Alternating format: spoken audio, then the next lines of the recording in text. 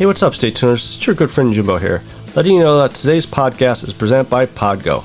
Podgo is the easiest way for you to monetize your podcast, providing podcasters with a flat rate for ad space so you always know how much you get when you include an ad from Podgo. I recently joined as a member and you can too. Apply today and let them know that you heard from Stay Tuned Sports and you start earning today. That's podgo.co at podgo.co.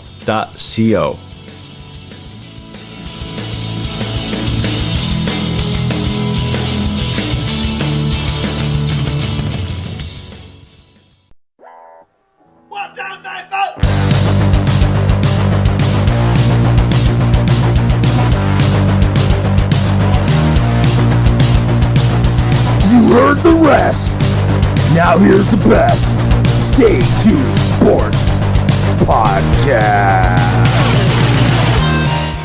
And hello there, all you Stay Tuners. Welcome back to another episode of Stay Tuned Sports. It's your good friend Jimbo here, back again on a very exciting week. We have the NFL draft this week, Thursday, Friday, and Saturday. We are doing a Podbean Live during the first round of the NFL draft Thursday night. I'll touch on that in a little bit here. But before we get going, head over to staytunesports.net to find all of our social media accounts where you can listen to us, and any merchandise that you may want. Hoodies, hats, t-shirts. Maybe I'll start making some coffee mugs too.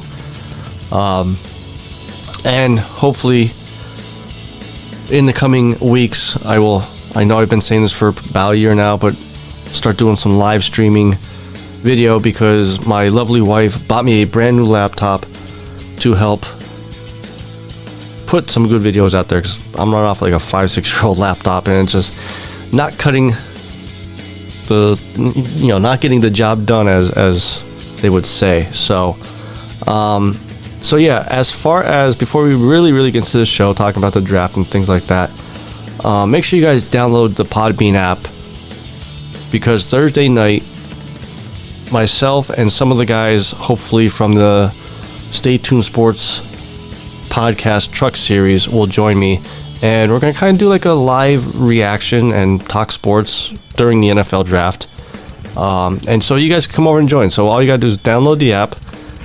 When Thursday kicks off the draft, we're going to start the live feed about 7:30. Just go to the search button or whatever you want to call it. Type in Stay Tuned Sports, and you can look for us there. There's little comment section boxes that you can ask questions, and I'll read them off during the live show and have some good times and probably some good debates.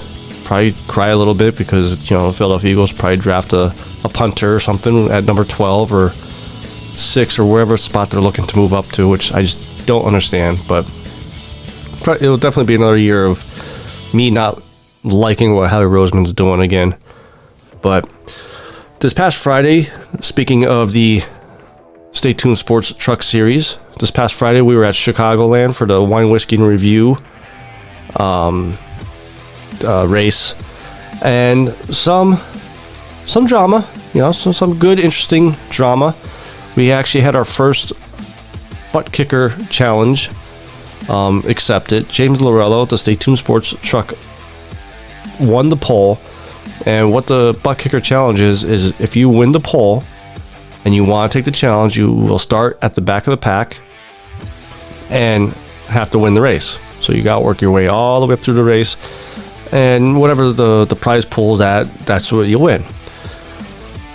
Well, James Lorello decided to take the challenge, started back of the pack, and he was moving up a little bit, but then early on in the race, a lot of wrecks started to happen, and he kept getting caught up eventually to the point that he didn't have enough power going to his truck, so he just called it a night, and the prize pool moves on to next week. So we got to see who wins the pool, if they're going to accept the challenge again or whatnot. As far as the race, JT Poole won the race over Ben Izinga, and I'll tell you what, the last 2 or 3 laps, I think it was, those two were just going at it, back and forth. Finally, I believe it was in like turn 4 of the last lap, JT Poole was able to pull ahead enough to pull out the win. But this is back-to-back races of very good finishes, and I'm telling you guys, you really should tune in Friday nights over on 3 White TV on YouTube at 9 p.m. Eastern to watch these guys race. Very entertaining. Like I said, during the Daytona race, the one, like, even when there's little glitches with the wrecks, like I said, Daytona, the one car just shot up to the moon. It's a fun, entertaining race, you know, and the people that are in the chat are really cool. Ball bust, you know, we kind of jie each other a little bit about, you know, me, you know, going for James Lorello, or Andrew Hittleman's mom rooting him and Ben Adams on. You know, it's a good time. You guys definitely should tune in, because this week we will be at Martinsville Friday night.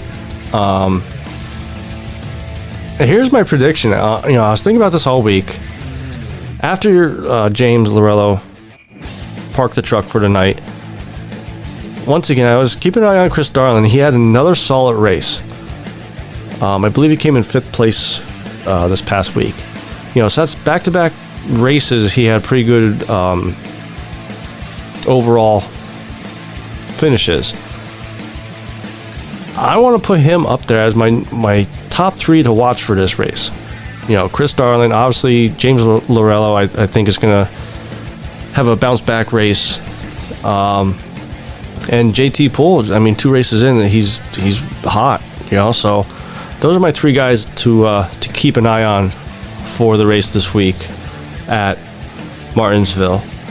Like I said, you guys head over to YouTube there, 3 White TV, subscribe to them also. And when you guys tune in, make sure you hit the like button. We want to try to get that up as high as possible, so that way we get some more people to join us too, in case they not listen to the podcast. So Thursday, like I said, is the 2021 NFL Draft. And, you know, I don't really ever put any like mock drafts out there, you know, me doing them or whatever, because there's just so many out there. Like, it's just so saturated with mock drafts. Granted, all those mock drafts that are out there are mostly pros that know what they're talking about, and quite frankly, I'm average. You know, I mean, you guys see my picks during the football season or UFC picks, which we'll get to. I think I went 1-5 this past weekend, but so I decided to switch it up a little bit here and do a mock draft for the NFL draft, but a little twist to it. Now, a couple years ago, about 2 years ago, I wrote an article when the Mortal Kombat game came out, the latest one, right around draft time. So I did a NFL draft Mortal Kombat style type thing. So I kind of went back and did it again for this draft. So what it basically is, I just took the top 10 picks. Not sure if I'm going to go through all top 10. And based off of what their team needs were, I drafted Mortal Kombat characters based off of their powers. So, obviously, Jacksonville Jaguars have the number 1 overall NFL draft this year. Looking for a face for that franchise, even though I still think Minshew is a good quarterback, and I think he should get another shot, a full season, and not have anybody looking over, you know, not letting him look over his shoulder. But I believe they draft Johnny Cage. Think about it, he has that pretty boy face. He's very Hollywoodish, you know, very charismatic, and I think he would perform well on the field. Number 2 draft pick, New York Jets.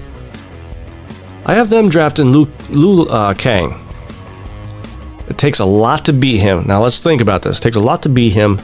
Out of all the Mortal Kombat games, all the Mortal Kombat movies that have been produced, there's only been one time he was defeated. And to produce in a city like New York, you need to be thick-skinned. You know, they thought Mark Sanchez would be okay, and Sam Darnold. But I think they finally find their answer with Liu Kang. At number 3, San Fran. Looking for their quarterback because Jimmy Garoppolo is just not working out for them. I have them drafting Kung Lo. I mean, probably has the hardest throw among the quarterbacks in Mortal Kombat draft. I mean, if you think about it, his throws are so hard that he literally cuts people's heads off with a hat. That's how hard he throws. So as long as you got some good receivers with good hands, which I think they do, I think they finally find their quarterback at number 3. At number 4, the Atlanta Falcons. Now, there's some talk that they may trade back, this and that, but I don't think that's going to be the case. I think they're going to draft Jax as a tight end because, that's one of the needs they need. I mean, you think about it, he's got strong hands, and he just overpowers people. If you just think about the last Mortal Kombat game that came out, very powerful, could run over big defenders that are even bigger than him. Sometimes he grows into a giant and is a lot bigger than everybody else. But I think they finally find their tight end for a few years in Jax.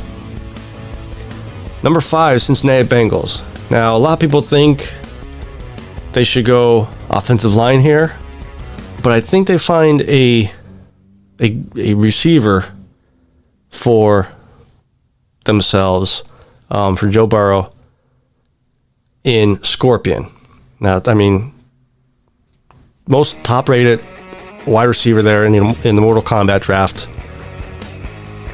Literally snares balls out of the air with his spear. Granted, they got to replace the footballs every time, but hey, he doesn't drop balls.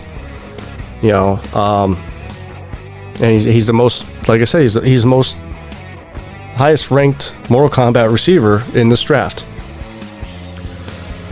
Number 6, we have Miami Dolphins. I think they finally go wide receiver here after past few drafts, and I think they take Shang Tsung. Think about his powers. He just snatches souls out of the air. So I mean, Tua could just toss it up there, jump balls, and it's his, no matter what. 70-yard bomb. He could be 5'5", going up against a 6'4" cornerback. He's winning that every time. At number 7, we have the Detroit Lions. Some people think they need to upgrade their defense here, but I think with Kenny Galladay gone, they upgrade their wide receiver core here with Sub-Zero. Probably the second best receiver in the Mortal Kombat draft here. I mean, you really think about the moves he has. Once he's very good in space, screens, bubble screens, stuff like that. The moves he makes just makes his defenders look like they're slipping on ice. Number 8, we have the Carolina Panthers. I have them taking Shao Kahn. Looking to upgrade that offensive line. They just traded Teddy Bridgewater today. They got Sam Darnold from the Jets. And Shao Kahn is just huge. Has great shoulder blocks for the passing game. And just hammers opponents in the run game. I mean, definitely a huge upgrade for that team. At number 9, we got the Denver Broncos. I think they go here. I think they go a linebacker here. Okay, I think they go with Goro, who is just a monster in the middle as a linebacker. When he hits you, you're done. Your season's done. I mean, he'll just lay deadly punishing hits that will put players out for weeks, maybe seasons. And I think they finally upgrade that defense for multiple years, not just a rental or anything like that. And then at number 10, we have the Dallas Cowboys. Now, the name I'm going to tell you guys, you might have to Google, because there's so many Mortal Kombat players out there, characters, whatever you want to call them, that you might have to look this guy up. Now, I normally the Cowboys like to pick the flashy, running backs or wide receivers, but I think they go with Suho here, just because the Dallas Cowboys are dumb, so they like to pick this guy here because he looks dumb, has nothing, like he has no personality. Like how he made it this far in Mortal Kombat is beyond everybody, and he's a perfect cornerback because he'll get torched every time. So out of those top 10 picks, I really think that the Denver Broncos will be the winners here, because again, I mean, you got a linebacker there that, who knows, maybe he could play offensive line and bash defensive linemen now too. So this last weekend, UFC 261 happened, and I'll tell you what, the card, it delivered, I don't know if you guys tuned in. We had Usman versus Masvidal, nasty knockout there. We had Shevchenko versus Andre, Shevchenko retaining her belt. And then we had the upset, Rose versus Zhang. And I didn't think Rose was going to win, but with a leg kick to the head. Then unfortunately we also had Chris Weidman going up against Uriah Hall and having the unfortunate injury happen to him. And it's kind of, I don't want to say ironic, but if you have a squeamish stomach, do not Google it, do not try to watch it. It was nasty. It was the Anderson Silva injury, probably times 3 worse. It was bad. Like, I don't even want to describe it, but they admitted him to the hospital that night, gave an update the next day. I believe he had surgery the next day. Basically, they put a titanium steel into the one bone, and he said that when they straightened his leg back out, that his fibula, I believe it was, matched up completely, so they think that's going to heal fine. But he's looking at 8 to 12 months of recovery time before he's even able to start training again. You want to think he will make it back, but unfortunately, you think about it, he's older now, so he's going to be a year older by the time he's even able to train. You're not going to be able to really jump back into it, 3 months into training, so it's going to probably take you another 6 months even once you start training MMA, to try to get back into MMA shape. I mean, I'm pulling for him just to have one more fight, because you don't want to see yourself go out that way, and Uriah Hall, the words he said after the match too, so much respect for him. I mean, obviously, he said, you don't want to see an injury like this. You don't want to win a fight like this. Even went as far as saying, no matter where he's ranked when Chris is able to come back, he owes him this fight. And, I mean, let's be honest. If somehow Uriah Hall is the champion, Dana White's not going to sign off on him fighting Weidman as his first fight back. He's going to make Weidman win a couple fights here and try to get back up there. And when it happened, I texted our good buddy King about it, because he was with me when Anderson Silva did to himself. And King thinks, fighters are going to rethink about doing leg kicks again. Everybody said the same thing at that time too with Silva. It's just the nature of the game, unfortunately. I don't want to sound like a dick, but that's how it goes, And even Conor McGregor, he came out and said that it's definitely a freak accident, because you could tell the way it landed was perfect. Hit most of the meat of the leg of Uriah Hall, but it's just a freak thing. It happens. So, as far as Chris Weidman, hope you have a speedy recovery, because again, you don't want to see any fighter go out like that. So hopefully we get to see at least one more time in the octagon to try to go out a little bit better way before your career is over. Shevchenko versus Andre. Like I said, Shevchenko won, knocked her out, just dominated. The questions are coming back up again. When do they make the Shevchenko-Nunes trilogy fight? And should they? At first I was like, yeah, you think about both women have no competition in those divisions that they defend in. But I read a couple articles. One was on ESPN. I forget if it was Brett Okamoto. I think it was him. Made a good point. You don't want to make that fight right now. Just let them keep fighting those divisions, and really, really clean it out to the point that it just makes no sense for them to keep defending their belts in that division. Because if you make it right now, if you make Shevchenko versus Nunes 3 right now, it's a lose-lose. Nunes is the most dominant champ, man or woman, in the UFC right now. If she loses a little bit of that shininess to her, that she's a dominant champion. If Shevchenko loses, what does that gain Nunes? And in a way, it kind of deteriorates a little bit of Shevchenko's division, because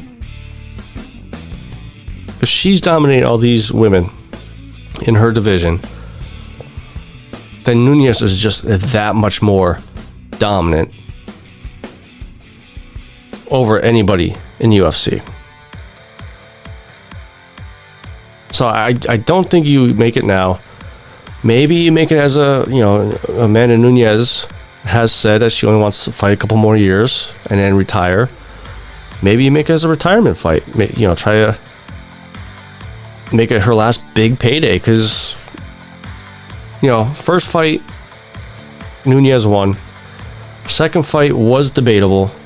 I think I had Shevchenko winning it, honestly. So this would be a big payday for both of them, especially if they're still as dominant. But on the flip side, you don't want to wait too long as a company to tap into that gold mine, because you look at all these UFC fighters or former UFC fighters. Demetri Johnson, who was undefeated, and how many title defenses did he have in a row in UFC, and gets knocked out 2 weeks ago? Weili Zhang, Dana White was hoping to use her to bring some UFC cards over to China, which I'm sure they still will, but if you had her as a champ, you would have sold a lot more tickets. So you gotta watch when to time this the right way, and hopefully they don't overtime it, because, and again, another super fight that we wanted that we never got to see was Silva versus St. Pierre. They talked about it, and then Silva lost, and then Silva's just went, his career was done after that. He was still competitive, but he wasn't the Anderson Silva that we knew. So, and then Rose Namajunas versus Zhang with the upset. Rose, this will be her second time as champ. And looking at that division, I think overall the strawweight women's division is the best division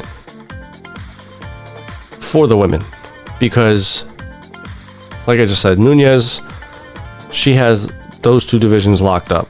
Shevchenko has her division locked up. There's no one touching them. Let's be honest there. Even though I just said about keep feeding them basically fighters. But if you look at the strawweight, it reminds me of when Ronda Rousey and Miesha Tate and Holly Holm were all coming through that division. They just kept, they couldn't defend their titles against each other.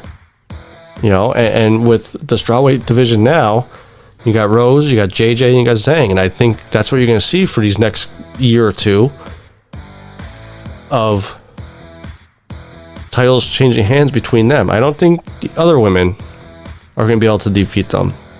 Maybe Andre could get back in there, but I'm not too sure about that. The fight I would like to see them make right now, and there was some people saying that Zhang should get the immediate rematch. I don't believe so. When you get knocked out like that, devastating, I think you need to win one, maybe two matches to get another title shot. If it's a close decision, split decision, without a doubt, then yes, should get the rematch. But the match I would like to see is Rose and JJ. Okay, Rose beat her twice. She beat her once for the belt, beat her the second time to retain it. But I both fights were entertaining. They were good fights, so it's not like you're going to pair a boring fight up with Rose. And then maybe, Zhang and Andre or something like that, both got knocked out. Pretty decisive. Or no, Andre was a different division. Sorry about that. But give Zhang like a top 5 opponent. She's coming off a loss, but I still think she will hold that belt one more time before her time in the UFC is up. Then Kamaru Usman versus Masvidal lasted a little bit longer than, or no, it lasted a little bit less than the last time. Masvidal just got knocked out by a right hook, and a beautiful right hook. Because you think about it, Masvidal was brought up for being a striker. The backyard fighting early on in the UFC. But when the slow-mo was showing it, he had his hand up to defend the punch, but Usman just pushed it out of the way and just came down the pipe and knocked him out. I think this was a huge loss for Masvidal. I think the star power that was hashtag super necessary, all that stuff, I think took a hit. And I don't see him ever getting another chance at the belt unless Usman retires or someone else is the champ. As far as Usman, he's in line to fight Colby Covington next. He fought Covington last year and broke his jaw, won by decision. But here's the difference between last year and now. And this was my worry going into the Masvidal fight for Masvidal. With the Gilbert Burns fight, he started to show a little bit of striking. And then especially with this Masvidal fight, I could see him knocking Covington out too. Is he the greatest of all time? No. That phrase gets thrown around so much that it's dull now. Is he the greatest active fighter right now? Quite possibly. You can't say John Jones because he has his little thing going on. His management just went separate ways with them. Sounds like he's not going to fight Francis Ngannou now. They're moving away from that fight. So yeah, as greatest, active fighter, yes. But once he to be greatest of all time, he needs to get up there title defense wise with the Anderson Silvas, the George St. Pierre's. Right now I think he's tied with Matt Hughes, who's a Hall of Famer. But Silva and St. Pierre were dominant, and he's getting there. And he may possibly be able to get there. But I think that's what's going to happen in the next Covington fight. I think he's going to knock him out, and we'll see when that happens.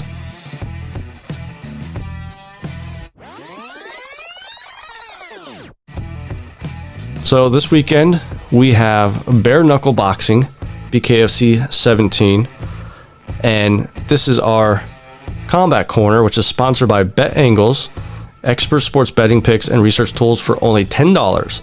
So go to betangles.com. This Friday, April 30th, a hell of a card. And there's a lot of fights on this card, on the main event card, I should say. We got Josh Burns versus Dylan Kleckler. Supposedly, who wins that one is going to have a shot at the title. I think Joey Beltran and Sam Shoemaker are supposed to still have their fight yet. Just saw this past week, Sam Shoemaker signed his new contract with BKFC, so that fight should be coming soon. We also have Marcel Stamps versus Mike Richmond. We have Mark Goodbear versus Mick Terrell. We have Frank Tate versus Zachary Kalmus. Lorenzo Hunt versus Josh Dyer. Chris Astro versus Ashanilo Kakar. We have Rusty Crowder versus Luis Lopez. And then kicking it off, we have Dimitri Angelini versus Ronnie Rogers. As far as this card, they've been around for 2 years now or so. A lot of the fighters are coming and going. So I'm only going to pick the fighters that I know from these past 2-3 years of them fighting and who I think is going to win those fights. So Rusty Crowder versus Luis Lopez. Rusty Crowder is very tough and he likes to put out a fast pace. I got him winning this fight here, and I think it's going to start setting him up for a possible title shot. But we'll have to wait and see about that. But this one I don't think is going to go to decision. I think someone's getting knocked out in this fight. Lorenzo Hunt versus Josh Dyer. I believe Lorenzo Hunt won his last fight. And again, he's just a powerhouse. Once he connects, you're done. So I'm going with him with this one. But I think this one actually does go to decision. I think this one's going to be a unanimous decision. And will also help him get his name thrown into that title fight. Mark Goodbear versus Mick Terrell. Goodbear made his BKFC debut, I believe the last pay-per-view, and it was very impressive, so I'm assuming that's probably why BKFC brought him back. Going with him over Mick Terrell. This one, again, I think this goes by decision, but I think this one's going to be another brutal, bloody looking fight. And then Josh Burns versus Dylan Kleckler, the main event. I like Josh Burns. I think he's going to pull this out. I believe they're both like heavyweights. They're both big guys. This one I could see quick first round knockout. And if I had to pick between Joey Beltran and Sam Shoemaker to fight one of these guys, I'd rather see Sam Shoemaker. Beltran has the defense, but Sam, he has that nasty right overhand that could put you to sleep. So we'll have to see how it all works out between them there. Also, some BKFC news. I think they're starting to set up a little bit of a Paige Van Zandt fight. This past week, we saw Pearl Gonzalez sign with BKFC, and there was another one too. I forget which woman, but she was from UFC also.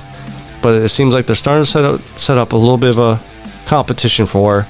So hopefully in the next week or two, we find out some more information of when she'll be fighting. I know it was 2-3 weeks ago I did an episode that David Feldman was saying possibly June would be her next fight. So that is Combat Corner, which is sponsored by Bet Angles, expert sports betting picks and research tools for only $10. So make sure you go to betangles.com for all that stuff to help you with your FanDuel picks or DraftKings picks or whatnot. I think that's gonna be it for us though, guys. Make sure you guys tune in Friday night over on YouTube, 3Y TV. for the Stay Tuned Sports podcast truck series. We'll be at Martinsville. Like I said, I think it's going to be a very entertaining race. Make sure you comment in the comment boxes during the races, so we can all have some good time there. Head over to staytunesports.net to follow all our social media accounts, plus any merchandise that you would want to purchase. And make sure you head over to betangles.com for all your expert sports betting picks and research tools for only $10. I mean, come on, that's cheap as hell, So, till next week, this is your good friend Jimbo, signing out.